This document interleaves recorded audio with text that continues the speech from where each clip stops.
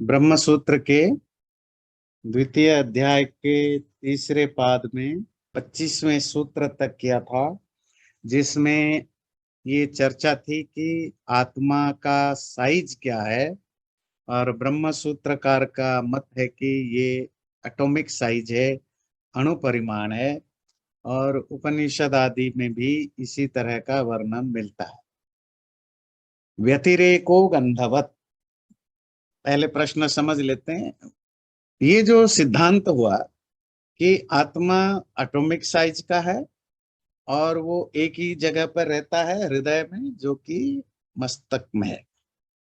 अब शिष्य का प्रश्न है कि पैर में कांटा चुभता है तो दर्द कहाँ होता है, पैर में होता है या सर पे होता है? ये जो एक्सपीरियंस है उसको आप कैसे डिफाइन करोगे? अगर आप कहोगे आत्मा ही एक्सपीरियंस करता है, क्योंकि चेतन ही एक्सपीरियंस कर सकता है, जड़ तो नहीं कर सकता। क्योंकि आत्मा एक पर्टिकुलर जगह पर है, तो उसकी चेतना या जो एबिलिटी ऑफ सेंसेशन है वो सर पैर तक कैसे जाएगा? वो तो लिमिटेड है। या तो उसकी जो एबिलिटी ऑफ सेंसेशन या चेतना है, कॉन्शसनेस, वो आत्मा से अलग होकर के पैर तक पहुंचता है। या दूसरा, फिर आपको मानना पड़ेगा कि आत्मा पूरे शरीर में है, तो जहां पर चुभ रहा है वहां भी आत्मा है। अगर आप सेकेंड ऑप्शन को नहीं मानोगे, फर्स्ट ऑप्शन में फिर आपको ये मानना पड़ेगा कि आत्मा एक जगह पर है पर चेतना उसको छोड़ करके दूसरे जगह जाता है। तो शिष्य का इस प्रश्न के उत्तर में ये सूत्र कहता है, व्यतिरेक अर्थात डिस्टेंस या दूर, उससे अलग कोई भी चीज या कोई भी प्रॉपर्टी या गुण उस वस्तु में होते हुए भी दूर तक जा सकता है, एक्सटेंड हो सकता है। जैसे गंध होता है या अडोर या स्मेल होता है। भाव है कि आत्मा का जो इनहेरेंट नेचर है वो कॉन्शसनेस है, चेतना है, समवाय संबंध से है। आत्मा से अलग होकर के आत्मा सर पर है और आत्मा से अलग होकर के पैर तक वो नहीं जाता, पर वो एक्सटेंड होता है। कैसे एक्सटेंड कैसे होगा? बोले जैसे आपकी स्मेल होता है, आप एक जगह अगरबत्ती जलाते हो, कि या कोई ऐसा फूल है या कोई ऐसी एडोरेबल चीज जो जिसका स्मेल अच्छा है, वो एक ही जगह पर होता है। हो भी सकता है कि आपको वो चीज दिखाई ना दे, पर उसका स्मेल आपको मिलता है। आपको पता नहीं कहाँ से ये फ्रेग्रेंस आ रहा है। आप किसी होटल में जाते हैं, रेस्टोरेंट में जाते हैं, तो जो जाते हैं आपको एक अलग से स्मेल आता है, पर पता नहीं आपको वो कहाँ से आता है, पर वो एक किसी पर्टिकुलर जगह से आता है। बिल्कुल वैसे ही आत्मा एक जगह पर है, वो दिखाई ना भी दे, इनविजिबल भी हो, हमारे एक्सेस से बाहर भी हो, तो भी उसकी जो जो पावर ऑफ सेंस है, कितने भी दूर तक जा सकता है उस। और ये हम नॉर्मल लाइफ में ऐसा देखते हैं। इसीलिए पैर में जो कांटा चुभता है, वो चुभने का लोकेशन तो पैर है, पर उसकी जो फीलिंग है वो पैर नहीं है। वो आत्मा चेतना पर होता है, ब्रेन पर होता है। और वो वहां तक आता जाता कैसे, वहां गया कैसे?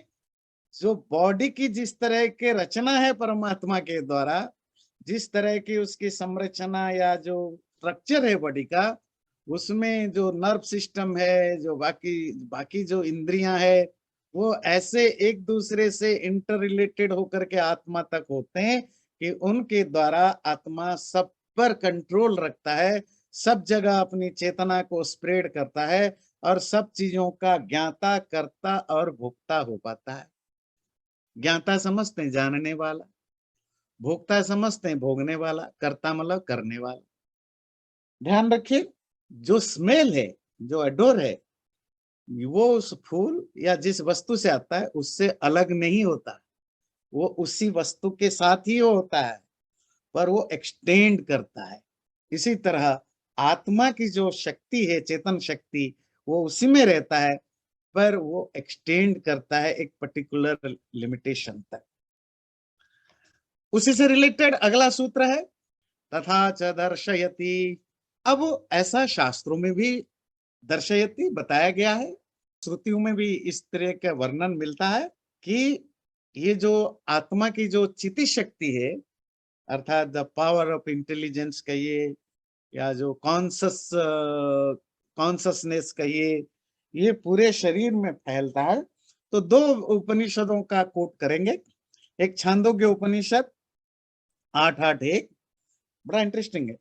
सर्वमेव इदम आवम भगव आत्मानं पश्याव आलोमभ्यः आनखेभ्यः प्रतिरूपम। प्रसंग की इंद्र और विरोचन दोनों शिष्य हैं, गुरु के पास पढ़ने गए और प्रजापति ने उनको कहा आप दोनों अपने मुंह को एक साफ पानी के बर्तन रखो और उस साफ पानी के बर्तन में अपने मुंह को देखो, अपने आप को देखो। तो एक बड़े से पतीले में, बड़े से जगह पर जहां साफ पानी थी, उन्होंने अपने अपने आप को देखा। देखने पर प्रजापति ने पूछा आपने क्या देखा? तो ये मंत्र बोला सर्वमेव इदम आवाम भगवो आत्मानं पश्याव। हे भगवान सर, हम दोनों अपने आप को, अपना पूरा का पूरा जो आत्मा है उसको देख पाते हैं। और वो पूरा का पूरा आत्मा क्या डिफाइन किया? आलोमभ्य, up to the tip of the hairs, बाल के टिप से लेकर के आनखेभ्य, पैर के नाखून के टिप तक, मतलब पूरे शरीर को हम देख पा रहे। और हम किसको देख रहे? उस पूरे आत्मा को जो नाखून से लेकर पैर तक है। क्या भाव हुआ कि आत्मा रहता है एक ही जगह, पर उसकी जो व्यावहारिकता है, जो प्रैक्टिकलिटी है, वो पूरे शरीर में होता है। इसी तरह कौशिक उपनिषद 3:6 में आता है प्रज्ञया शरीरम समारूह्य शरीरेण सुख दुखे प्राप्नोति। आत्मा जो प्रज्ञा है, जो सेल्फ कॉन्शियस है, उसके थ्रू वो पूरे शरीर को पुज्जेश करता है, पूरे शरीर के अंदर फैल जाता है और वो आत्मा उस शरीर के द्वारा सुख दुख को भोगता है। जब आत्मा शरीर में प्रवेश करता है तो उसकी जो चिति शक्ति है, चिति शक्ति, शक्ति मतलब पावर, चिति मतलब चेतना, द कॉन्शियस पावर, कॉन्शियसनेस की जो पावर, वो पूरे शरीर उस चेतना शक्ति के द्वारा पूरे शरीर में फैल जाता है, पूरे शरीर को अपने कंट्रोल में करता है। Nothing can be happened without him, उसके बिना कुछ भी नहीं हो सकता। और जब पूरे शरीर में फैल जाता है, उस शरीर के द्वारा फिर वो सुख और दुख को भोगता है। ऐसा कौशिक उपनिषद में आता है। तो श्रुति में भी, उपनिषदों में भी इस तरह के प्रमाण मिलता है कि आत्मा एटॉमिक साइज है, हृदय आकाश में रहता है, मस्तक में, उसके बावजूद भी पूरे शरीर में वो फंक्शन करता है, उसकी चेतन शक्ति की एक्सटेंशन की तरह, जैसे गंध होता है। अब एक दूसरा प्रॉब्लम है अगले सूत्र को जानने से पहले। शिष्य पूछता है तो इसका मतलब है पूरे शरीर में जो फंक्शन हो रहा है वो आत्मा बुद्धि के द्वारा करता है, माइंड के द्वारा करता है, सेंसेस के द्वारा काम करता है। ये जो बुद्धि या माइंड है, ये पूरे हमारा जो स्ट्रक्चर है, जो एग्जिस्टेंस है, उन्हीं के द्वारा रन होता है। तो अगर बुद्धि, माइंड, यही सब चीजों के द्वारा ही आत्मा काम करता है, तो क्यों ना बुद्धि आदि को ही आत्मा मान लिया जाए? क्यों हम अलग से आत्मा को माने? तो इस प्रश्न के उत्तर में कहते हैं पृथक उपदेशात, आत्मा और जो बुद्धि अर्थात ज्ञाता, जानने वाला आत्मा, और उस जानने का साधन, इंस्ट्रूमेंट, जो इंटेलेक्ट आदि, बुद्धि आदि, या डूअर आत्मा, कर्ता आत्मा, और जिसके द्वारा जो जिन इंस्ट्रूमेंट के द्वारा करता है बुद्धि आदि, और भोक्ता एंजॉयर आत्मा, कंज्यूमर आत्मा, जिसके द्वारा भोगता है बुद्धि आदि। आत्मा जो है वो करता है, डूअर है, एंजॉयर है, नोअर है, और उसकी जो इंस्ट्रूमेंट है बुद्धि आदि, इन दोनों का सेपरेट सेपरेट टीचिंग की गई है, अलग अलग रूप से व्याख्या की गई। अर्थात बुद्धि का यूज अलग है, आत्मा का यूज अलग है, माइंड का यूज अलग है। इन सब के अलग अलग पृथक पृथक यूज बताया गया है, ये सेपरेटेड है। एक प्रसिद्ध श्लोक उपनिषद का, कठोपनिषद में वो प्रसिद्ध श्लोक आपको याद होगा, आत्मानं रथिनं विद्धि शरीरम रथमेव तो। आत्मा को रथी समझो, the owner of the chariot, रथ का मालिक। शरीर को रथ समझो, चैरियट समझो। बुद्धिम तो सारथिम विद्धि मनः प्रग्रहमेव च। और जो इंटेलेक्ट है वो चैरियटर है, ड्राइवर समझो। और जो मन है वो उसकी लगाम है, ब्रेक समझो। इंद्रियाणि हयानाहुर विषयांस्तेषु गोचरान। इंद्रियों को घोड़ा जैसा मानो, और जो दुनिया भर की जो चीजें हैं वो इंद्रियों के ऑब्जेक्ट्स हैं, वो घोड़ों के घास की तरह हैं।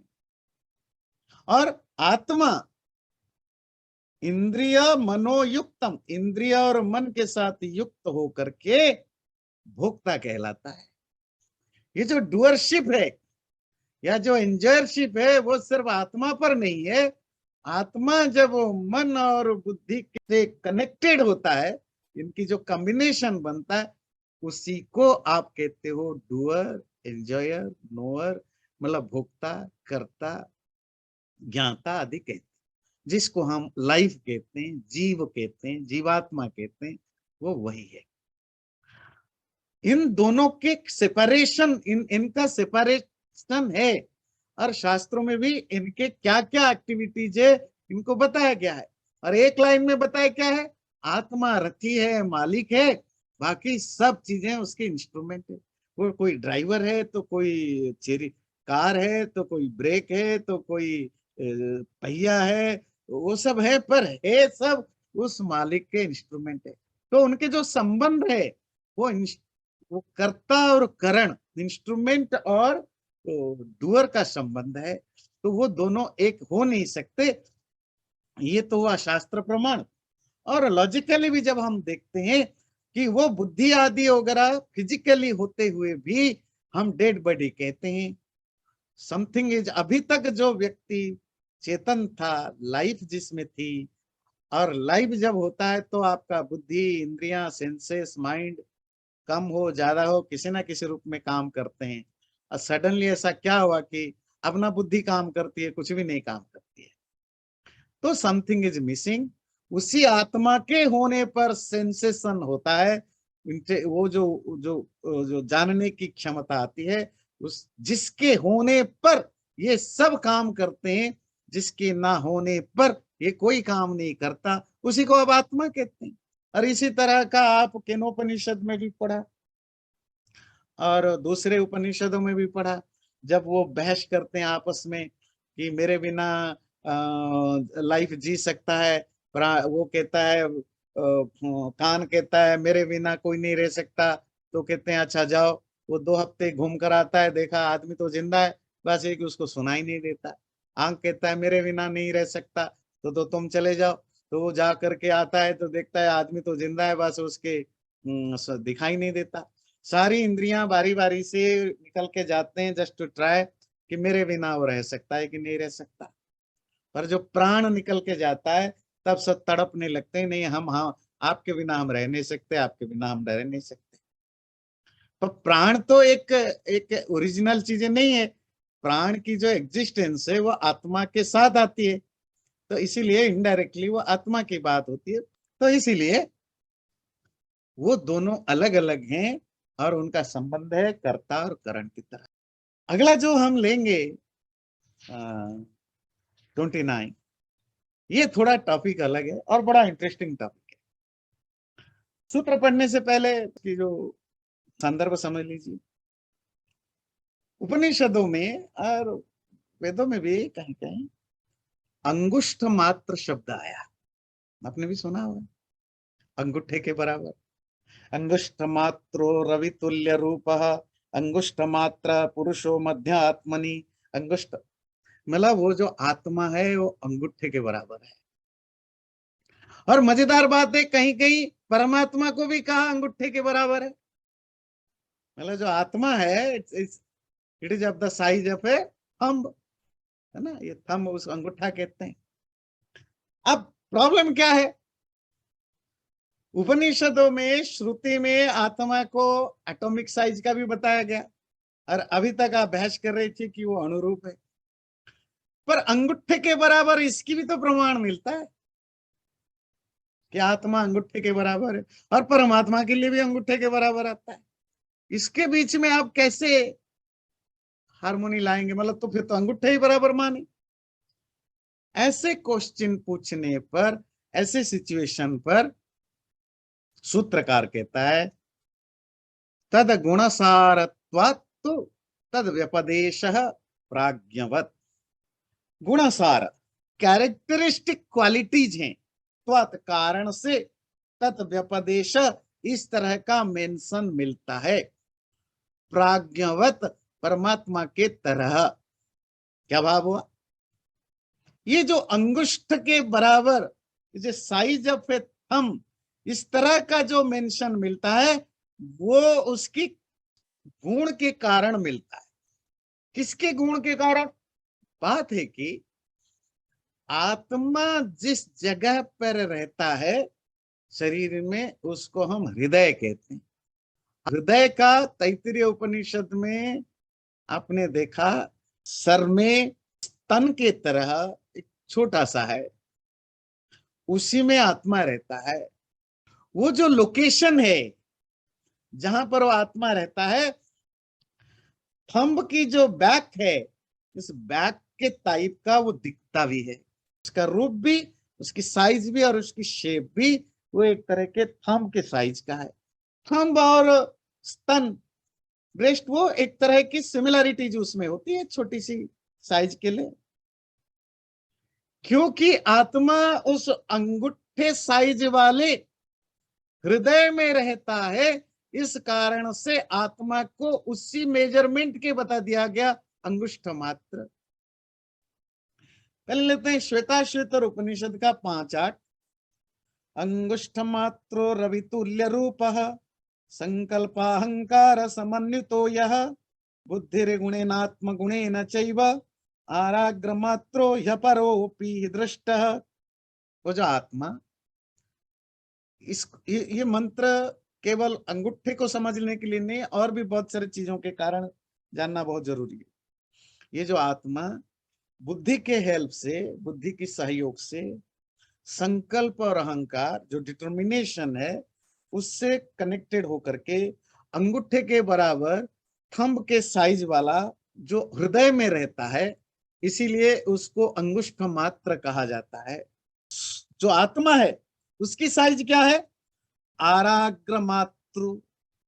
एक जो सुई है या जो निडल है, उस निडल का जो नोक है, जो पॉइंटेड एज है, उससे भी छोटे साइज का ये आत्मा पर रहता कहाँ है? अंगूठे के बराबर वाले उस हृदय में रहता है।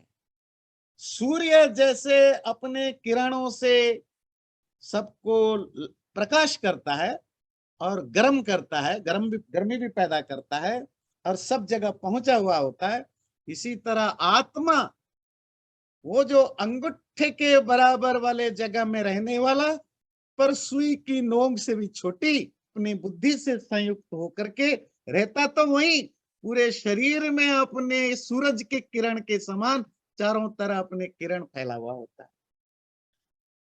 ये मंत्र अपने आप में पुराने जो जो क्वेश्चन है उसको भी सॉल्व करने में हेल्प करता है। सूरज एक जगह पर है, वह सूरज की रोशनी सूरज में ही है, पर उसके चमकने पर सब जगह प्रकाशित हो जाता है। सूरज की प्रेजेंस मानो सब जगह फील होने लगता है और उसके कारण गर्मी भी सब जगह फील होने लगता है। इट डजंट मीन कि वो गर्मी या रे सूरज से अलग हो गए। इसी तरह आत्मा के एक जगह होने पर भी उसकी जो चैतन्य शक्ति है, कॉन्शसनेस है, पावर है, वो एक जगह होने पर भी पूरे शरीर में फैल जाता है। और जो भी उसके कारण, जो भी गर्मी कहिए, एनर्जी कहिए, जो भी एक्टिविटीज वो करता है। यहाँ भी अंगूठे मात्र के साइज का बताया। और किस आत्मा को? जो बुद्धि से युक्त है, अर्थात सूक्ष्म इंद्रिय से युक्त है। इसी तरह परमात्मा के लिए भी इंटरेस्टिंग की बात है कि कठोपनिषद में परमात्मा को भी कहा, अंगुष्ठ मात्र पुरुषो मध्य आत्मनि तिष्ठति। वो जो आत्मा, पुरुष यहाँ परमात्मा, अंगूठे के बराबर उस आत्मा में रहता है। मतलब एक आत्मा अंगूठे के बराबर दूसरे आत्मा में रहता है। और वो पुरुष कौन है जो आत्मा के अंदर रहता है? ईशानो भूत भव्यस्य। वो सारे जो पास्ट है, प्रेजेंट है, फ्यूचर है, उन सबका वो ईशान है, मास्टर है।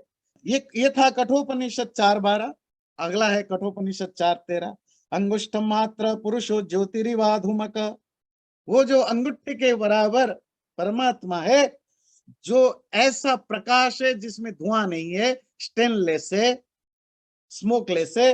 वो भूत भव्यस्य, वो जो कुछ हो चुका है, जो कुछ होने वाला, उन सबका ईशान मालिक। तो परमात्मा को भी अंगूठे के बराबर बताया गया, आत्मा को भी अंगूठे के बराबर बताया गया। क्यों बताया गया? सूत्र कहता है वो जो जगह है, वो जो लोकेशन है, उसकी कैरेक्टरिस्टिक के कारण बताया गया। अब कैसे कनेक्ट करेंगे? क्योंकि आत्मा उस अंगूठे के बराबर जगह पर रहता है, इसलिए आत्मा को भी अंगुष्ठ मात्र कहा। चलो भाई, ये समझ गए। परमात्मा को क्यों कहा अंगूठे के बराबर? क्योंकि परमात्मा तो सर्वव्यापक है, सब जगह रहता है। ये अंगूठे के बराबर बोलते कंफ्यूजन होता है। बोले नहीं, है तो सब जगह, पर आत्मा परमात्मा को मिलता कहां पर है? जहां पर आत्मा है वहीं मिलेगा। क्योंकि आत्मा तो शरीर से बाहर नहीं निकल सकता, अपने स्थान से बाहर नहीं निकल सकता। और आत्मा का स्थान कहाँ है? वही अंगूठे के बराबर हृदय में। तो आत्मा परमात्मा का मिलन भी उसी अंगूठे के बराबर जगह पर भी होता है। इसीलिए क्योंकि वो जो जगह है, वो जो हृदय है, क्योंकि वो अंगूठे के बराबर है, इसीलिए उसमें रहने वाले को भी अंगुष्ठ मात्र कहा। और परमात्मा सब जगह होने पर भी, क्योंकि मिलने का स्थान वही है, इसीलिए भी उसको अंगुष्ठ मात्र कहा। तो ये एक मेटाफोरिकल यूज है, जिसका कनेक्शन आत्मा परमात्मा से ज्यादा वो जो प्लेस है, वो जो जगह है, उससे कनेक्टेड है, न कि आत्मा परमात्मा से। आत्मा अनुरूप है, परमात्मा सर्वव्यापक है। दोनों का फर्क समझ रहे हैं ना? आत्मा परमात्मा का, परमात्मा ऑल परवेडिंग है, सर्वव्यापक, और आत्मा अणु है, क्योंकि लिमिटेड है, वो शटल लेवल का है। अच्छा, इसको लेने से पहले थोड़ी सी वो देख लीजिए, क्या कहते हैं, क्या प्रसंग क्या है, बड़ा इंटरेस्टिंग है। प्रसंग है कि कोई व्यक्ति मरता है, तो मरने के साथ साथ आत्मा निकल जाती है, इसी को तो आप मृत्यु कहते हो। तो शरीर के नष्ट होने के साथ बुद्धि, माइंड वगैरह भी तो फिजिकली है ना, वो भी नष्ट हो जाते होंगे। तो फिर आत्मा मुक्त हो गया। मतलब बात समझ में आते? नाउ सोल इज रिलीज्ड, क्योंकि अब शरीर नष्ट हुआ, शरीर के साथ माइंड, इंटेलेक्ट, ये भी क्योंकि फिजिकल है, ये भी नष्ट हो जाएंगे। तो आत्मा ऑटोमेटिकली लिबरेटेड हो जाता है, मुक्त हो जाता है। फिर ये शास्त्र क्यों प्रवचन देते रहते हैं? मोक्ष पाने का ये तरीका है, मोक्ष के लिए ये करो। भाई, तुम्हारे प्रवचन देने का फायदा क्या है? जो चीजें ऑटोमेटिकली होता है, उसके करने के लिए एफर्ट्स करने की जरूरत ही क्या है? वो तो मरने के साथ ही मुक्ति मिल जाती है, मोक्ष मिल जाता है। मोक्ष का मतलब क्या है? लिबरेशन। लिबरेशन का मतलब क्या है? जन्म मृत्यु चक्र से छुटकारा पाना। तो जन्म मृत्यु चक्र ही कहाँ रहा? जब बुद्धि आदि यही रह गए, नष्ट हो गए, आत्मा बुद्धि आदियों से अलग हो गया तो ना इट्स फ्री। अगर आप ऐसा कुछ सोचते हो तो फिर अगला सूत्र कहता है यावत आत्मभावित्वाच्च न दोषः तद्दर्शनात्। पहले देखते हैं ना दोष। शास्त्रों में जो मोक्ष का उपदेश किया गया है, मुक्ति क्या है, कैसे मिलता है, मिलने का उपाय क्या है, स्पिरिचुअलिटी जिसको आप कहते हैं, इन सब उपदेश उसमें कोई दोष नहीं है। क्यों? क्योंकि आत्मा तब तक इन बुद्धि आदियों से छुटकारा पा नहीं पाता है यावत जब तक आत्मभावित्वा, जब तक वो अपने आप को इन चीजों के साथ आइडेंटिफाई करता रहता है। तर दर्शनात्, और ऐसा शास्त्रों में भी दिखा गया है, बताया गया। ये बड़ा इंटरेस्टिंग है। क्वेश्चन समझ में आया? जीवात्मा अनुरूप है, एटॉमिक साइज का है, बुद्धि आदि की हेल्प से वो ज्ञाता बनता है, नोअर, भोक्ता, एंजॉयर, या करता, डूअर बनता है। ठीक है, पहली चीज ये हम मान लेते हैं, पूर्व पक्ष कहता है। दूसरी चीज, जब शरीर का पात होता है अर्थात शरीर नष्ट होता है, उसके साथ बुद्धि आदि का भी एग्जिस्टेंस खत्म हो जाना चाहिए, क्योंकि बुद्धि आदि मटेरियल है और फिजिकल बॉडी के ही पार्ट है। ऐसी स्थिति पर आत्मा ऑटोमेटिकली रिलीज या मुक्त हो जाता है। फिर श्रुति में जो मोक्ष आदि का उपदेश है ये दोष है, दोष समझते। जो चीज यूजलेस होता है वो भी तो दोष है, उसकी कोई जरूरत नहीं है। ये क्वेश्चन है। आंसर देते नहीं। क्यों? शरीर के नाश के साथ भी बुद्धि आदि का नाश नहीं होता। आत्मा के साथ बुद्धि आदि का जो कनेक्शन है, जो रिलेशनशिप है, वो तब तक रहता है। शरीर तो छूट जाता है, पर ये जो बुद्धि मन आदि है, इनके साथ आत्मा का कनेक्शन तब तक रहता है आत्मा भावी, जब तक आत्मा अपने आप को इन चीजों के साथ आइडेंटिफाई करता है। और वो जो रॉन्ग आइडेंटिफिकेशन है, जब तक वो रंग आइडेंटिफिकेशन रहेगा तो आत्मा को मुक्ति नहीं मिलेगी। शास्त्र का उपदेश यही है कि उस अपने आप को ठीक से जानो। ये जो तुम्हारा रॉन्ग आइडेंटिफिकेशन है उससे बचो। इसी को इल्यूजन कहते हैं, माया कहते हैं, मोह कहते हैं, अज्ञान कहते हैं, अविद्या कहते हैं, प्रेय कहते हैं, आप कुछ भी कहिए। तो पहले हम समझ लेते हैं कि मुक्ति और मृत्यु का क्या बेसिक डिफरेंसेस है। जब मैं कहता हूं मैं, ये जो अहम भाव है जो आईने से, वो क्या है? जब आत्मा इस बॉडी या फिजिकल चीजों के साथ आइडेंटिफाई करता है, आत्मभाव, मैं हूं, यही तो बोलते हैं ना, मैं हूं, आपने मुझे कैसे छुआ, ये मेरा घर है, मेरी पत्नी है। इसी को शास्त्र कहते हैं रॉन्ग आइडेंटिफिकेशन, यही है इल्यूजन। पर क्या है कि दुनिया में लोग अपने इंटेलेक्चुअल स्टेटस के हिसाब से उनकी आइडेंटिफिकेशन शटल लेवल का भी होता है। जो बहुत ही लो लेवल का व्यक्ति है वो शरीर के साथ आइडेंटिफाई करता है, मैं, इस शरीर में हूं। थोड़ा सा जिसकी बुद्धि स्तर बढ़ा, वो कहता है कि नहीं, ये शरीर तो बेकार है, ये जो मन है, माइंड है, सेंसेस है, यही सब कुछ है, इसका मतलब मैं यही हूं। जैसे जैसे हम बढ़ते हैं, जैसे साइंस, जो साइंस को मानने वाले लोग या नास्तिक लोग कहते हैं नहीं, ये जो इंटेलेक्ट है या जो ब्रेन है यही मैं हूं, बाकी तो कुछ है नहीं है। ये जो मैं हूं, ये मैं हूं, यही प्रॉब्लम का जड़ है। इसलिए उपनिषदों में नेति सिद्धांत आता है ना, ना इति, ये नहीं, ये नहीं, ये नहीं। वो आपने कहानी सुनी होगी, है ना? उद्दालक ऋषि के गुरुकुल में श्वेत केतु, जो उन्हीं का ही बेटा है, शिष्य था, तो सब बच्चे श्वेत केतु के साथ वाले ग्रेजुएट होकर चले गए, सबका सब स्नातक बन के। श्वेत केतु को स्नातक नहीं कर रहे हैं। पहले जमाने में तो गुरु मतलब कोई सर्टिफिकेट तो नहीं मिलता था, गुरु बोलता था कि, या शिष्य पूछता था कि अब मैं स्नातक हो गया गुरु जा, या गुरु खुद बोलता कि भाई तुम्हारा जितना पढ़ना था हो गया जाओ। पर श्वेत केतु को जाने नहीं दे रहे थे, पिताजी की नहीं कह रहे थे कि वह तो ग्रेजुएट हो चुके हो। जब भी श्वेत केतु आए उसको टरका देते थे, अभी तुम्हारा नहीं हुआ है। तो एक दिन उसने पूछा, मैं अपने साथियों से कम नहीं, ज्यादा नहीं तो बराबर हूं, तो आप मुझे क्यों नहीं स्नातक कर लेते हैं? मैंने तो सब पढ़ लिया, जो भी विद्या आपके गुरुकुल में है पढ़ाई जाती है सब मैंने सीख लिया।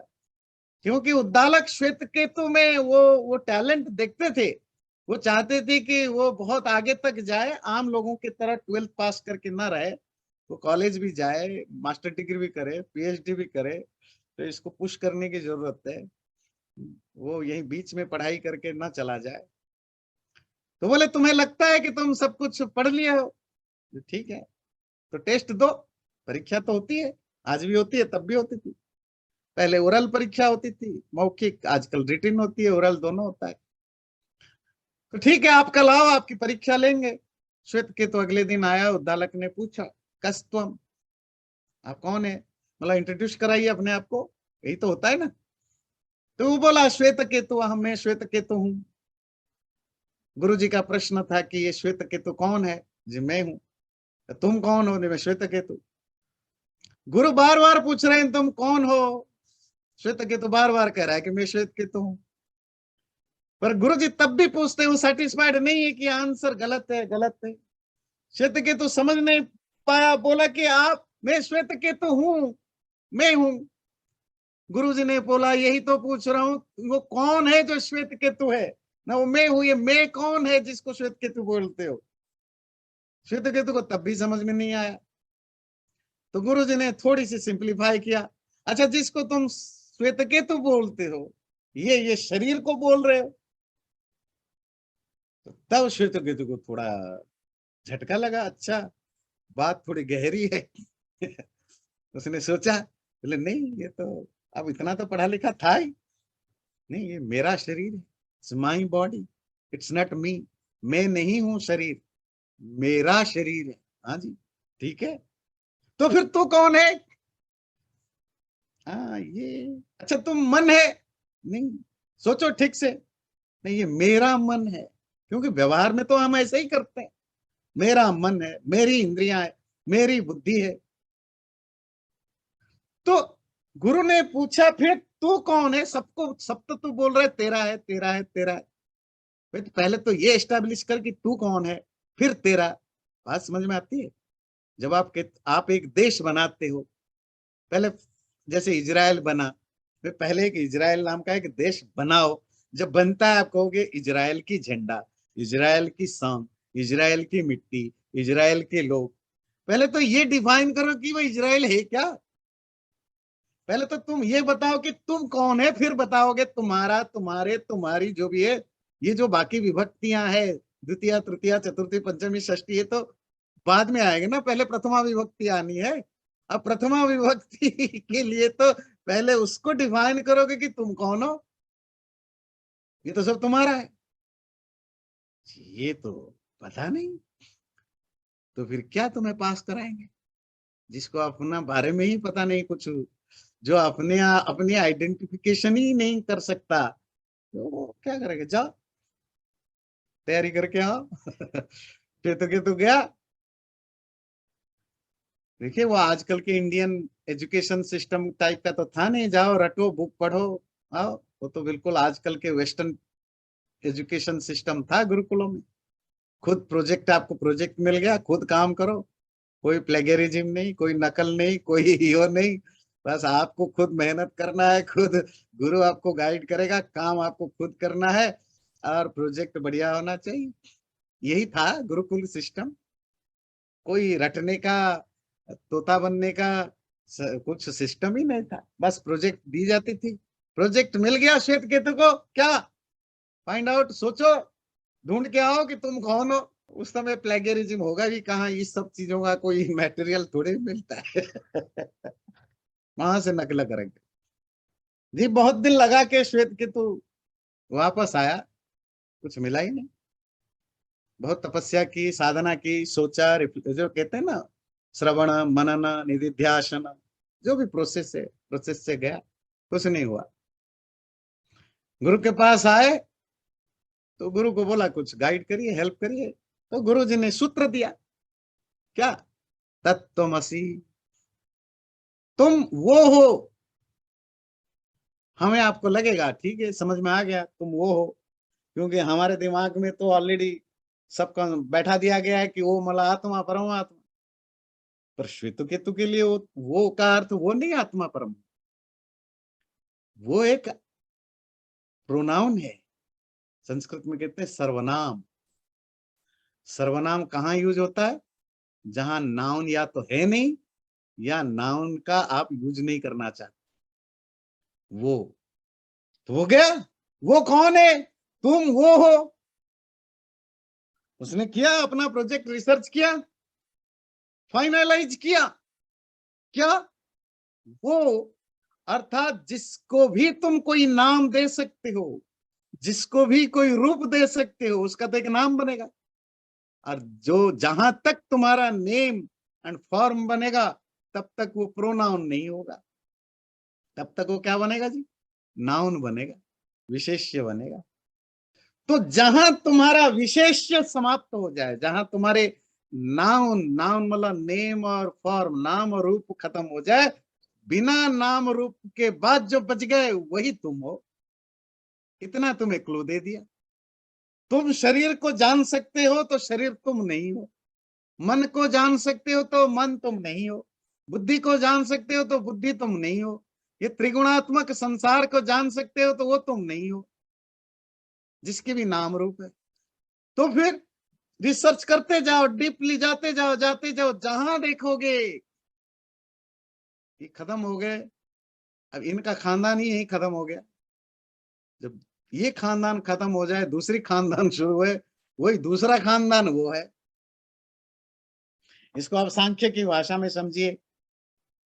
आपने इंद्रियां, शरीर, आपने इनके शटल लेवल पर गए, सूक्ष्म महाभूत, सूक्ष्म भूत से और नीचे गए तन्मात्राएं, तन्मात्राओं से और नीचे गए अहंकार, अहंकार से और नीचे गए महतत्व, महतत्व से और शटल लेवल गए प्रकृति, सत्व रजत तमो गुणात्मक प्रकृति, उससे और नीचे गए और कुछ है ही नहीं। अबे ये तो यहीं तक है भाई, ये रास्ता यहीं डेड एंड है। इनमें से कोई मैं नहीं हूं, क्योंकि सारे के सारे जड़ है, अचेतन है। इनकी जो नेचर है, जो प्रॉपर्टी है, वो मेरे से मैच नहीं करता है। तो मैं क्या हूं? इनमें से जो नहीं है। गुरु ने सिर्फ इतना बताया कि तुम वो नहीं हो जो कुछ तुम देखते हो, सुनते हो, सूंघते हो, चखते हो, नहीं। दैट्स हाउ तत्वमसि समझ में आया? तो हम तत् का मतलब सिर्फ ये नहीं कि वो मतलब वो जो तुम, जहां सारे नाउन से बियॉन्ड चला जाए, जो प्रोनाउन से ही बताया जा सके। नाउन क्या है? जिससे हम फैमिलियर हैं। तो श्वेत केतु को वो क्लू मिल गया, उसने साधना की, जो वापस आया तो आपको पता है आंसर क्या दिया? शिष्य ने, गुरु ने पूछा कौन हो? बोले हम ब्रह्मास्मि। तो ये जो अहम ब्रह्मास्मि तक आने में, ब्रह्म का अर्थ देखिए, वो अलग अलग इंटरप्रिटेशन है। जो अद्वैतवादी है, शंकरवादी है, वो उसको ब्रह्म मानते हैं। पर जो नॉन अद्वैतवादी दूसरे लोग हैं, वो चेतन मानते हैं। वो आत्मा को भी ब्रह्म कहा जाता है, परमात्मा को भी ब्रह्म कहा जाता है।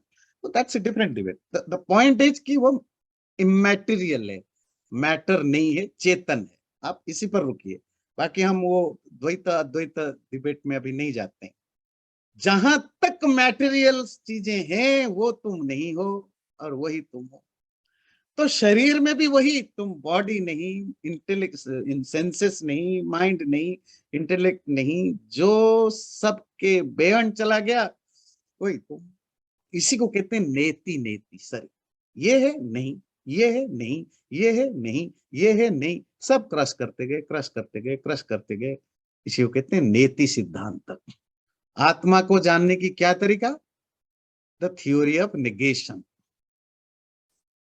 जो कुछ तुम्हारे सामने आए उसको एनालाइज करो, एनालाइज करने के बाद क्या लगेगा? क्रस, no no no no no no no no. जहां पर ये नो सब चीजें खत्म हो जाए और कुछ बचे ही नहीं, फिर ये वो वाला है। अब हम थोड़े सिंपल वे में आते हैं। हम आमतौर पर इन चीजों के साथ आइडेंटिफाई करते हैं जो हम नहीं है। इसको आप ऐसे समझिए, मैं घर का मालिक हूं, घर नहीं हूं। पर जब कोई व्यक्ति अपने आप को घर कहलाने लगे तो दैट इज द इल्यूजन, और वो प्रॉब्लमेटिक है। मैं घर नहीं हूं ना, घर में मैं रहता हूं। इसी तरह शरीर इस आत्मा का घर है, लोकेशन है, जिसने परमात्मा ने दिया। क्यों? कि उस शरीर के द्वारा संसार को एंजॉय कर सके। पर हम क्या करते हैं? इस घर रूपक बॉडी के साथ हम अपने आप को आइडेंटिफाई करते हैं।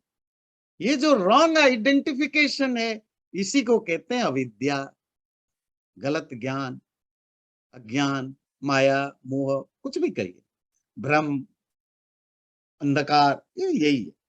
सिर्फ ऐसा नहीं है कि लोग बॉडी के साथ आइडेंटिफाई करते हैं। आम लोग तो, जो लेमैन है, वो तो बॉडी के साथ करता है। जो हायर लेवल का है वो बुद्धि और माइंड के साथ अपने आप को आइडेंटिफाई करता है।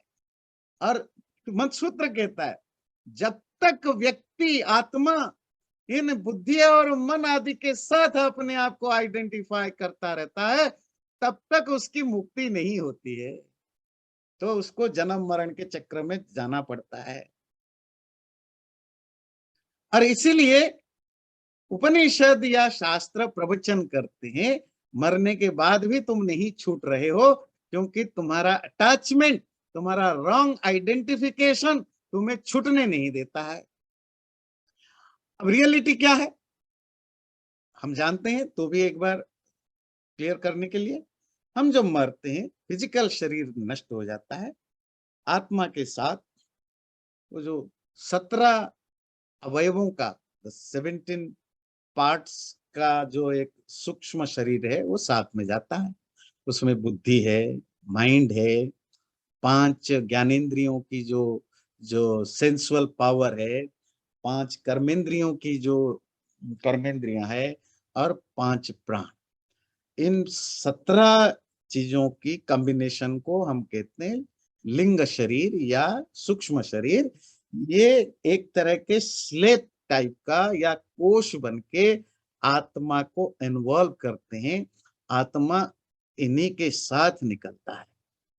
इसीलिए आत्मा मरने के बाद छुटकारा नहीं पाता। और उसी माइंड में आपके सारे, क्योंकि ये माइंड इंटेलेक्ट वगैरह साथ जाते हैं, तो इनके साथ आपकी सारे एक्सपीरियंस, सारे संस्कार इसी के अंदर स्टोर्ड होते हैं। इसलिए हर मौत मुख्य नहीं होता। मौत के बाद, क्योंकि ये सारे अभी भी हैं, ये तो ऊपर का आवरण ढक गया, प्याज के छिलके की तरह ऊपर का छिलका हट गया, अभी नीचे और एक छिलका है, उसके नीचे और एक छिलका है, बहुत सारे छिलके हैं। तो ये जो इंटरनल छिलके हैं, ये अभी भी हैं। तो फिर उन्हीं के कारण उनको जन्म मिलता है। जन्म क्या मिलता है? एक एक्सटर्नल बॉडी मिल जाता है। इसीलिए शास्त्रों में उपदेश किया जाता है कि जब तक बुद्धि मन आदि ना टूटे, ना अलग हो जाए तुमसे, तब तक तुम्हें मुक्ति नहीं।